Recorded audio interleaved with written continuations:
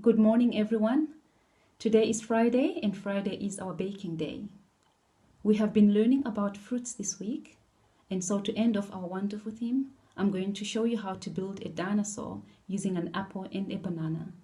To present this lesson, I'm Teacher Connie.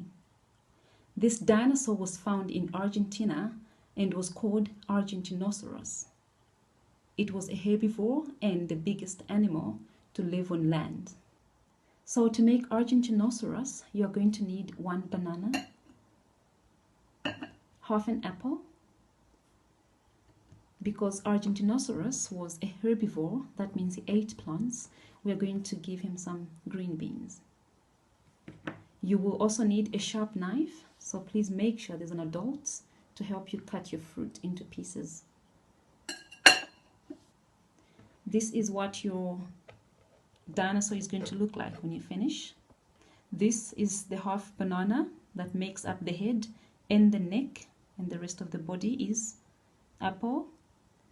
And this is another piece of the banana that curls up into a tail.